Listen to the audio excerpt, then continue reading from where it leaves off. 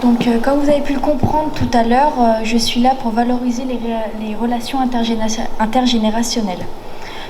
Parce que je pense qu'avec ce développement, on recherche un équilibre entre les générations, qu'il y ait une participation entre les jeunes et les moins jeunes. Pour la qualité de vie, la place sociale et la reconnaissance qu'on a derrière surtout.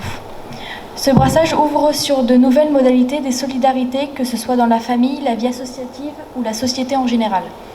Il permet de renouveler partiellement notre univers social. On peut repenser les espaces pour faciliter la rencontre entre les jeunes et les aînés.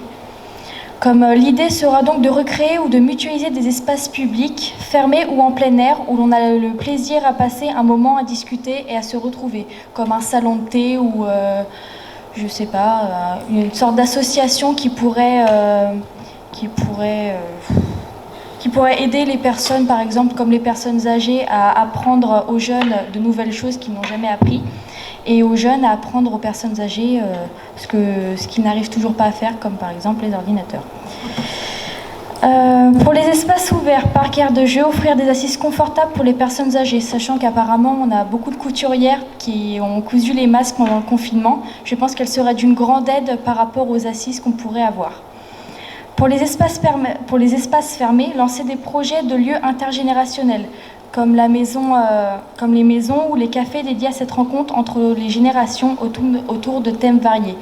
Comme par exemple pour la littérature, choisir un thème, un livre, et puis se concerter pour pouvoir comparer tout ce dont on peut penser. Dans des locaux habituellement réservés à d'autres usages ou dans un lieu dédié à créer. L'idée d'une co-construction des espaces serait importante avec l'implication nécessaire de tous les participants entourés de professionnels. Favoriser le bien vivre ensemble. Désormais, on sait que les activités intergénérationnelles sont profitables aux plus âgés comme aux plus jeunes.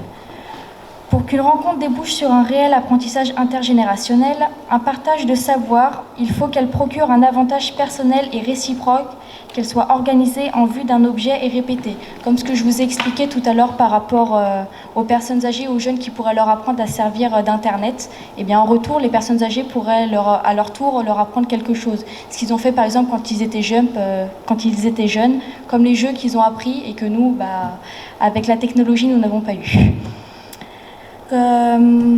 Dans la cantine scolaire, on inviterait les parents et les grands-parents à venir de temps en temps partager un repas avec leurs enfants, ce qui pourrait favoriser justement le lien entre eux, les fortifier un petit peu. Dans une salle des fêtes, on consacrera un après-midi à des jeux de société auxquels participeront jeunes et personnes âgées.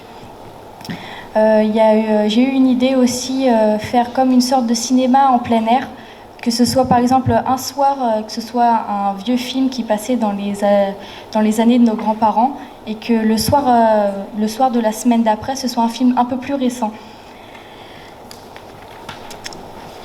Un lieu pourrait être créé pour aider les personnes âgées désireuses d'apprendre à utiliser un outil de communication. Ce qui a été d'ailleurs un petit problème pendant le confinement, quand nos grands-parents n'ont pas pu avoir de nouvelles de leurs enfants ou de leurs petits-enfants. Offrir une vraie place à nos aînés dans la vie de la commune, en créant des ateliers de lecture intergénérationnelle à la médiathèque, en y associant tous les milieux intéressés par ces échanges, les parents, les écoles, les collèges et les professionnels. Cela pourrait permettre aux personnes âgées de partager leur vécu aussi. Donc voilà, merci.